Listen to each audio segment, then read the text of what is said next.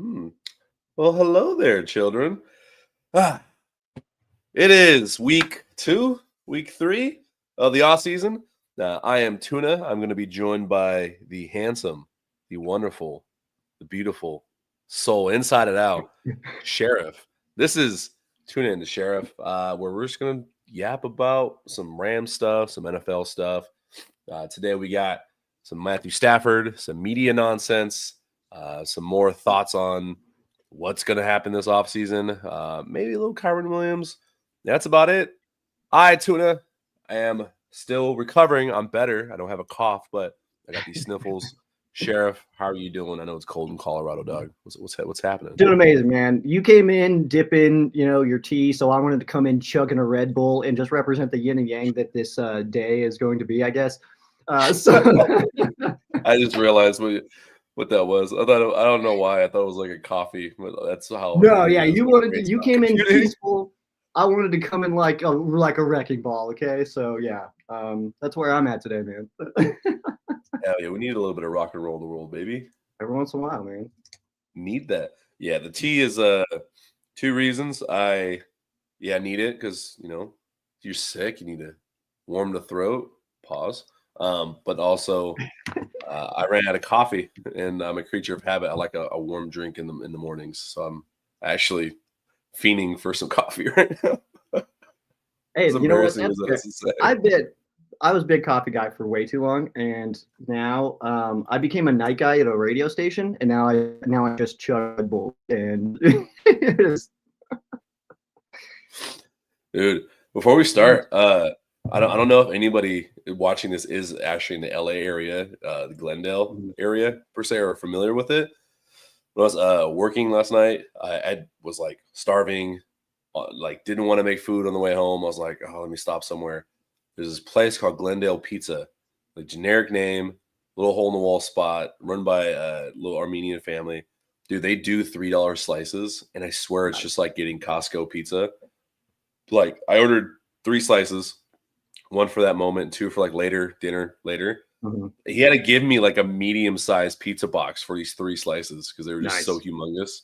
Like shout out to Glendale Pizza, man. I fully support them. I will buy there every single day. That's amazing, man. Next time I'm out there, I'll have to check it out. Like it's not like the greatest pizza you ever have, but for $3 for a slice, it's like getting Costco in a random ass spot. I'm down for that though. We actually, I'll mention a place that we tried when this last time I was out in LA, and Aaron and Misty is who I went out there with, and they go there all the time. It's this little spot called The Hangar, and that was absolutely awesome, dude. It was just it was actually a little Packers bar, but it was just this little tiny spot that just like you're all cramped in there and stuff like that. But hey, beer was cold, food was good. It was a good time, man. It was fun. I went to God, what game is it? Our first game against Seattle this year. I'm still getting used to Los Angeles area, so I found a sports bar. I was like, cool, like it's near my place, looks popping. Walk in, it's like a Packers bar by nature. Yeah, there's nothing but Packers fan. I had to find one TV in that place that was playing the Rams game. I'm like, all right, the rumors are true. There's like no Rams fans in this area. We don't have one out here. A Rams bar, that is. The bar that I go to is a Packers bar officially, but that place gets blown out by Chiefs fans. Always has, ever since I've been going there since 2010. So yeah, we're gonna need Sheriff Joe Bags to open up Rams bar, but yeah, buddy. Let's talk about Rams in the media. If you have a social media account, if you have a YouTube, if you have a YouTube TV subscription, and you see all the talking heads, we're officially in full making shit up season. Because there's always news, but right now we're in that holding period where nothing is happening. So there's a lot of speculation. And unfortunately, the Rams are in a situation where we're in the media's crosshairs. And I put it that way because I have a theory. I feel like the media does this shit on purpose sometimes just to kind of jab at the Rams and McVay and Snead, because our organization historically doesn't do leaks, doesn't have insiders really in the know like that. Like there's not a lot of bullshit that comes out of our organization, and our guys don't go on massive press tours. Like you don't have a Micah Parsons on our team constantly just, giving feedback. You don't have a Jerry Jones here that's constantly like, yo, shut up. Our guys don't talk. So then when there is a little bit of smoke on something, or like you were mentioning off camera, Cooper Kupp puts out a post about he's going to let go, they circle the wagons and they go crazy. Like, I have a theory they're doing this on purpose to kind of poke at the bear and get a response out of a lot of the Rams organization to have content. I don't know what you've been seeing, but it's been really annoying, honestly. Well, I mean, I think my whole take on every piece of information we are getting right now, all these rumors, Stafford, what's going to happen with Kupp, other guys now being involved in these rumors. All of a sudden now the Rams are going to get Aaron Rodgers, and Devontae Adams wants to play on the West Coast, and Rodgers would be perfect, and Rodgers is the perfect 1-year quarterback between whatever for McVay and all this stuff. The only thing we've actually heard from anybody is Cooper Kupp on his post. That is the only thing we've heard. That's the only thing that's been said by anybody on any side. And so we got a post from Cooper Kupp saying, hey, the team's going to trade me. And all of a sudden now Aaron Rodgers is our quarterback next year. I don't know what happened, man. Like, how did we get here? You know what I mean? So that's kind of what I'm seeing right now. Is it's like, I think one thing happened, and then it was like, oh, but if that happens, then maybe this happens. And then maybe if this happens, then this might happen. And now we're here where it's like, I don't know what the hell happened, man. But I will say this on the Cooper Kupp thing and like Coward's comments and stuff like that. I do think that, in fairness, that the Rams probably didn't want Cooper Kupp to post that. They probably were like, dang it. Like it did take a little bit of power away from them a little bit. But the Stafford stuff, I don't think any of that's real. There's no smoke there. Kelly Stafford went and started talking about something on a podcast, which is like what David's talking about here. And he said Stafford's not going anywhere. And she just said some stuff on a podcast, but I also think that was, I'll be honest, a negotiation tactic. I think that was a way of trying to get some more money onto that contract. That's all. Man, and nothing wrong with that. And make that money. I don't put a lot of stock into it. Should you take what Kelly Stafford says in regards to Matthew and his contract stuff and playing? Absolutely, because that's a football wife. They got to see it day to day. That's their partner that they lay their head down to rest at night. But then in the same breath, you do have to take it with a grain of salt because that's her lane. Like, I'm not buying the ramp up with Kelly, and it's like they don't care. No, to be frank, they don't care. Like, they really do not. I really do feel this way, man. They're not in a situation where they're hurting for money, so it's not like this is what it'd be his fourth contract. Yeah, have you ever had enough money? $400 million in his career. They seem to be probably the type. Oh, am I losing you? Tuna's a little frozen right now. It's a little chilly and We back. We back. Yeah, little internet hiccup. What was I saying? Yeah, I think he's made like $400 million in his career. Obviously make as much as you can, but I think it's more of a conversation on the guaranteed money. Mm-hmm. You're freezing out again. I kind of agree, but I also disagree. Whenever you pop back in here, hopefully you'll see what I'm saying here. Is that no one's ever made enough money. No one's ever been like, oh, cool, I've reached this amount of money. I don't want to make any more. I'm good. I'm all set. Thanks. So I don't think that's a real thing that he's like, oh no, we're good. We've made plenty. I've heard people like, I had a quick conversation with somebody on Twitter yesterday. And he was saying, it's like, we can't afford to pay him $50 million a year. It's like, yeah, we can. And we probably should as well. Like, that's actually not that crazy for a quarterback who's top tier in the NFL right now. We can see based on his most recent game against the Philadelphia Eagles, he was on fire that day, dude. So I don't think that would be too much to ask for Stafford. And also, we're getting information on the cap right now that we're getting a jump of minimum $22 million next year. That's that money, man. That's exactly where that goes. So I'm feeling it, man. I feel good about it. I feel like Matthew Stafford comes back. I feel like all of this is a negotiation tactic. I don't think that there's any actual smoke to the number 3 overall pick and send him to the Giants and do all this. I don't think there's any true smoke on any of that stuff, man. I fully expect that Matthew Stafford will be back. And I don't think it's impossible that Cooper Kupp comes back too. I do think that there's a date that we need to kind of keep our eyes on. And I want to say, if I remember correctly, that it's the 5th day of the league year that Cooper Kupp has a roster bonus paid. So if he's here on that day, might as well just keep him. You've already paid him for a good chunk of the year already. So that's kind of where I'm sitting right now. But as far as the money in Stafford goes, man, no one's ever like, all right, I've made it. I've made my money. No more for me, thank you. Like, so No, that's a good point. I'm not saying that like, hey, don't make your money, because I am a big advocate of milk every dollar that you can from every NFL team, because they deserve it. Like all it takes is one wrong step on a field and you never see the field again. Like it is a brutal sport for a lot of these guys, injury wise. I think it's more of a I think it's more he wants his guaranteed money this year, and the Rams probably want to spread it over 2 years type of thing. And you made a good point. Like there's a misnomer that I think a lot of people just get wrapped up in ESPN too much, where they're like, oh, you can't pay this and this. You can do a lot of shit with it. Like the cap's not real. I'm sorry. It's literally not. We could give him a 2-year playing contract that pays out over 10 if we want to really spread out cap numbers here. Like that's a real thing we could do. Like it's all fugazi, man. Like Wolf on Wall Street. It's a woozy, it's a wazi. It's not real. And other teams have won Super Bowls paying their quarterback. Like Patrick Mahomes is making $500 million or some shit like that. Only like 45 a year though. It's what I'm saying is there's a misnomer of like, oh, if you got to pay this one guy, then you really don't have money elsewhere. Like it's fine. And no, Aaron Rodgers is not going to be our fucking quarterback. He's cheap. One, he's not cheap. He's not going to be like a huge discount when you're talking to. Man, what is going on with my? I don't know. Your internet blows today, nonsense here. What is going on? I don't know. You're all choppy and weird. Yeah, I'm gonna. Yeah, I don't know what you're saying right now. Dave makes another good comment here of negotiations are way more complex than cap. Like it's not just a cap number issue that you're dealing with. Oh, hey, welcome back.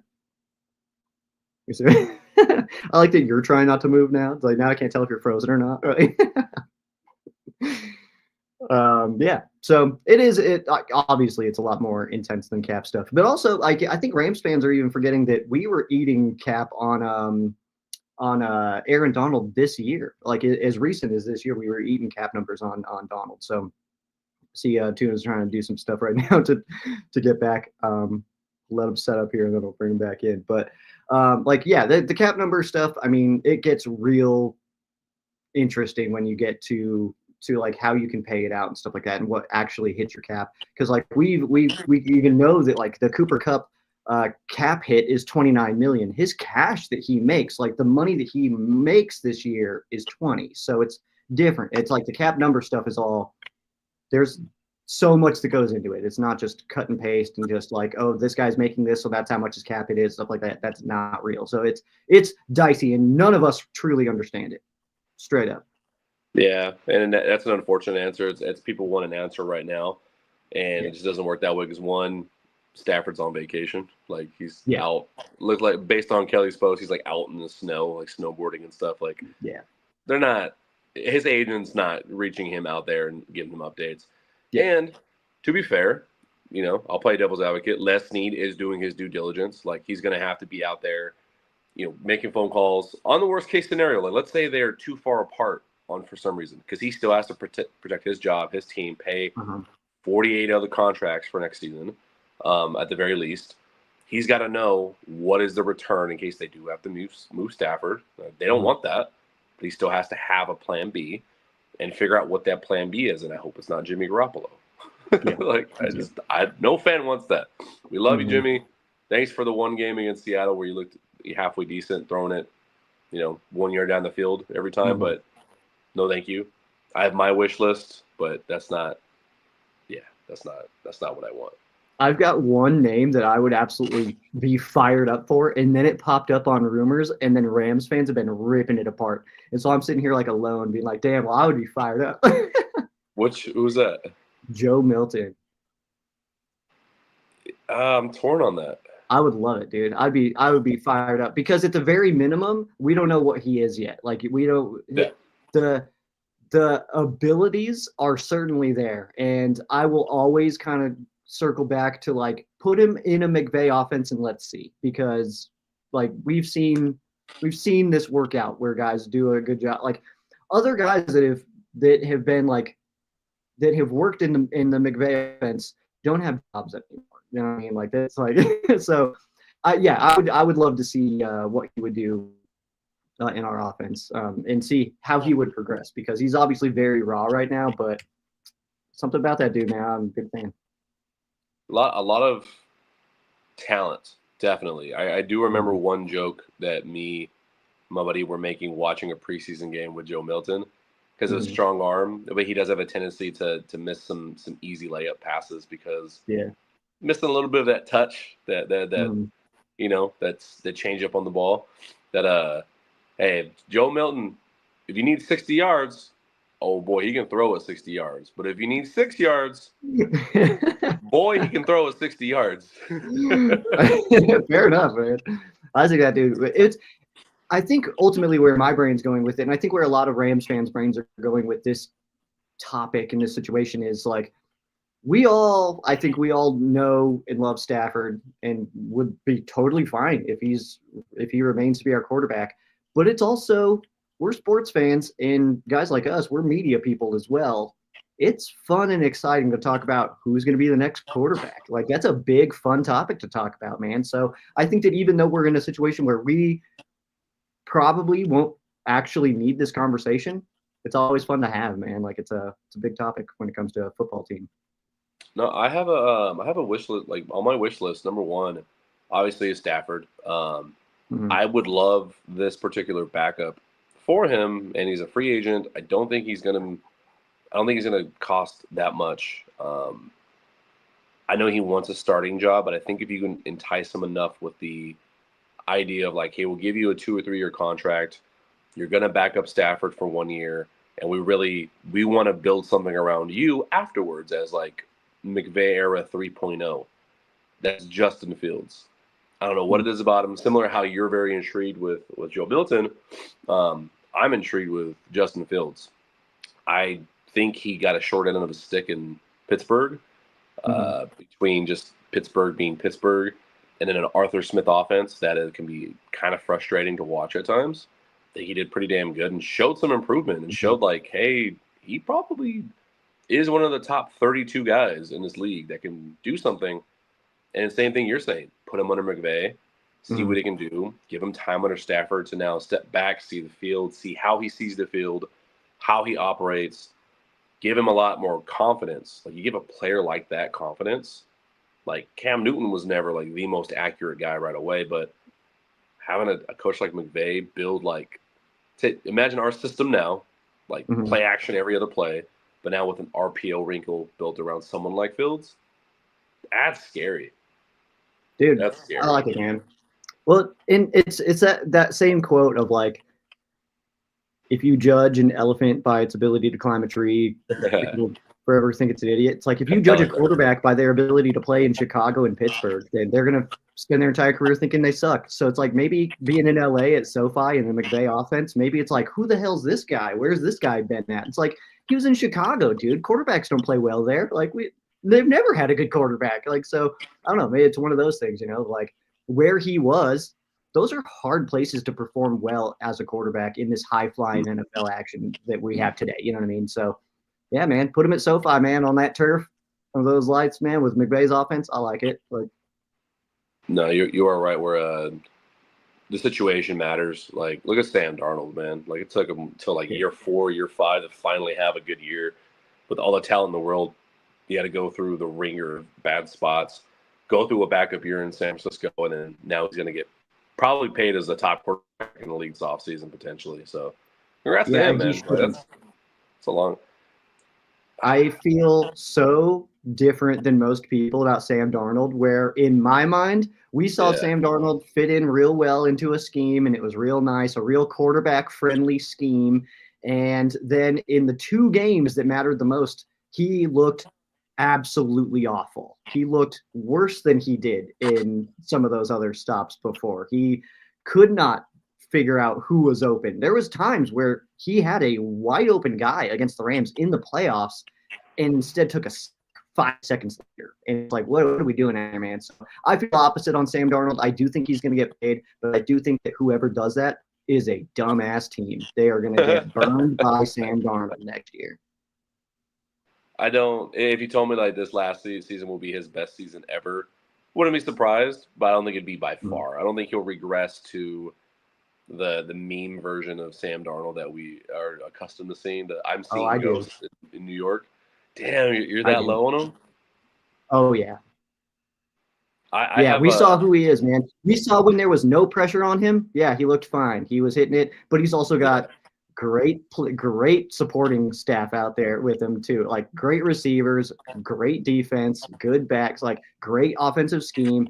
And then in the 2 games it mattered. In one game, you needed to beat Detroit to get the number 1 overall seed and get a bye week. You get your whole team the week off, and you look like crap. And then in the playoffs, you go to Arizona, go to the Rams, and then and neutral site. It absolutely smoked. Looked terrible. Yeah, the Rams defense and Detroit's defense had him seeing ghosts. The last bit I'll say on him, I don't know. I think he'll be fine. I think because I viewed his season there as like maybe not a rookie year, but like as a second-year player. I'm basically pretending his rookie year was in San Francisco. Like I feel like he had to go through some life-altering therapy to just rid the demons of the past seasons in like Carolina and New York. But yeah, speaking of extending people, there is one guy. I think he's eligible. I think he's not. I think he's got 1 year left on his contract. Kyren Williams. Like Kyren pops up. A lot of fans get mad when you point out some of his limitations, some of his strengths versus some of his weaknesses. Shout out to Blaine Grizak, Turf Show Times. He's been putting out bangers, man. He put out another article kind of really diving, like, went piece by piece, like stat by stat, evidence by evidence on, okay, why is the Rams' offensive run game not as explosive? And it's not the point of finger at Kyren, but it's just pointing like, hey, when your number 1 back can get you maybe 20 yards at most on an explosive play, it really limits the ceiling of the offense. How mad would you be if the Rams added like just a speed demon running back to the running back room and then moved Kyren to like a 1A, 1B situation? I wouldn't be mad at all. And I think that the reason mainly would be the fact that I think that the running back position, I'm on the side, draft one every year, play them every year, rotate them in and out, man. Like, it's not worth paying them. You can get a guy that can give you the same or better production every year in the draft. There's a new guy that's going to fall to the 5th round that can start in the NFL. So, I don't know, man. Running backs are absolutely everywhere. I like Kyren a lot. I've got no want to like get rid of him or anything like that. But you're right, man. The explosion, like it's not there. Like, what's his longest run ever? Like, it doesn't happen often if it is over 20. You know what I mean? So, but to add a speed demon, man, I wouldn't hurt my feelings at all. It's a lot of people don't like hearing that. Like we love I love Kyren. Yeah. Like I think he's actually underrated for what he does well. But I feel like he would shine more. That's probably a better way of saying it. He'd shine more if there was a counterpart, kind of what Detroit has going on. Like Kyren, dude, he doesn't take negative plays. The amount of times where he like will have contact at the line, or maybe like a yard in the backfield, and then all of a sudden we're getting 3 yards. Incredible. That is such a valuable piece. But then you also need that changeup, like when defenses aren't respecting that, hey, even if you run it, we're going to stop you within 20 yards. And we're not worried about you taking it to the house. Like that, over 17 weeks, that catches on the defenses. We need our own version of Jahmyr Gibbs, man, I swear. Well, you're right, though. It's like it is like his ability to make some space and to find those yards in short space in like tight little areas is unmatched, man. Like I don't think there's anybody in the NFL right now. Like I think of like a Le'Veon Bell back in the day of like where he's able to just kind of wiggle in and just get those 2 more yards, 3 more yards here on that kind of stuff. But we do not see in those situations where like Le'Veon Bell did, where all of a sudden you'd see him kind of like wiggling in there and then just shot out of a cannon on the other side. He's gone. That doesn't happen with Kyren. So I know. I see the comments here. David said he wants Blake Corum to start. I mean, it's we love Blake too. Like we're excited about Blake Corum. We wanted to see him in the postseason for his first year, but it's unfortunate. He's kind of the same player. Like if I'm not mistaken, I think they have the same like intangibles. Dude, there's same speed, everything. I don't know about you, but there was so many times this year where we'd see a run play and he'd be like, all right, good job, K-Dub. And then he gets up, it's like, oh, Blake, all right, Blake, and then he's like, all right, hey, good run, Blake. Oh, that's K-Dub. All right. Like they look exactly the same too, even when they're running. Almost same number. And it's just like, yeah. Like, but it's not just that, but it's the build, it's the speed. Like I think you'll potentially run into the same problem. I think Blake Corum may be a little bit more elusive in the open field in regards to like he can make different sort of cuts, like jump cuts. Like we saw that a little bit, but I still don't see him having breakaway speed like that. And that's what a lot of people were confused by the pick. They're like, okay, like the running back pick, but I think he does the same things as Kyren potentially. Like, it's just like, okay, that's cool. Well, and I'd be really curious to know more on McVay and the kind of running back that he likes to get, because it does feel like he likes this kind of player. He likes the Kyren Williams, Blake Corum kind of guy.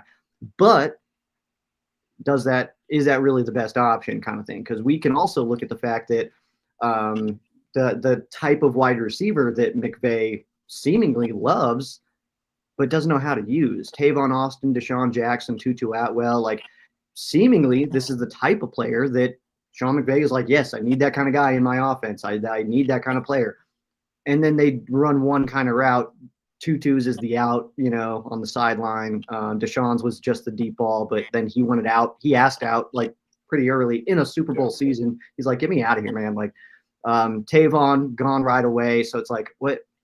I don't know, man. Like maybe there's something about McVay where he's like, I want this kind of player, but he needs maybe somebody else in the room to be like, but we need to switch that up a little bit. Like we need to have, because like obviously the wide receivers, like I said, Deshaun Jackson, Tavon, Tutu Atwell, so like that blatantly the kind of player who works better in McVay's offense is Cooper Kupp, Puka Nacua, Jordan Whittington. Like those guys work better. So clearly.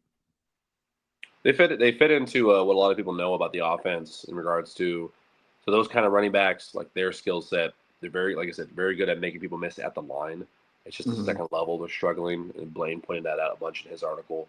And that's good because it keeps them on track. Like I think we were top 5 in the league in like positive plays versus negative plays, and when it comes to the run, like run success plays, like we're always on track, at least getting 1 or 2 yards, rather than it being second and 12. It's now second and 8, which is loads better. We're just talking about like sometimes you just need a cheap touchdown. Like we got so lack of those, and it does impact the passing game too. Because on the play action, like even if they bite a little bit, maybe they're not biting as hard, and it makes Stafford's job harder. Like he has to be that much more on point. It makes the windows tighter for the wide receivers. It's just more difficult, like for everybody. Yeah, I mean, he's got to figure it out though. Like Philly just won a Super Bowl and they have Devonta Smith, like, and he is small as hell. Like he's skinny as hell. Yeah. And they can figure out how to use him. Like, come on, Sean. Well, you got to use one of these speed demons, bro. And that specifically too, like that was the touchdown that was like, oh, this game's over. Like, that was like the one that shot there was like, oh, the Chiefs aren't going to pull this off, man. Like, it's like. There's always that little piece in your head. Well, it's like, well, it is Mahomes and Andy Reid. Like, but that one felt like it was like, no, the way Philly's playing, man, it's like this isn't gonna happen. That was a fucking backbreaker. Like that was brutal. Yeah, I was impressed with that touchdown because they could have easily just all right, run the ball, like the typical shit. Like it's exactly how Brady came back against the Falcons. They just weren't taking shots like that, and Dude, I don't know, man. Like that took big balls, like onions to do, and being able to hit that throw. That's some stuff you do in Madden when you just like, hey, I'm tired of this game. I want to go home. Like, damn, Yeah, that that's was cool. wild, man. But we went pretty offense heavy this week, man. So next week I'm thinking we dive a little further in on our young defense and who might be sticking around on that side of the ball, and if not, who will be taking those roles, because we do have some big pieces that currently not filled as far as corner goes, as that's a big topic right now. A lot of things going on with safety as well, that I'm kind of interested to hear your thoughts on, that we'll dive into next week. And linebackers, man. Inside linebackers specifically, there's a lot to talk about there, and what the Rams might do. So we'll dive into all that next week, man. And I have a strong opinion on linebacker. I know you're kind of like me, where we haven't done too much draft stuff in the past, and I'm trying to get better this season too. And yeah, shout out to Blaine again, but I'm fully invested. There's one guy I want from this draft, and we're gonna talk about it next week. I'm so excited for this player. That's a good tease, man. I usually have one guy in every draft that I'm like, this is the one that I want, and we never get him. But I'm excited about it either way. So I'm excited to hear who yours is, man. Where can we find you online, man? Instagram at first.and.tuna, and then YouTube, First and Tuna podcast. We're doing fun stuff, cool stuff, slick stuff. Hell yeah. I am at Sheriff Joe Bag, at Ram Showcase, just about everywhere. This time, Tuna, as we disappear into oblivion on the stream, I'm just going to name old players that we feel like you may have forgotten about, okay? You start. Oh, man, I got a great one. Not even a Rams player, Carnell Williams. Ooh, I'm going to go Ernie Conwell.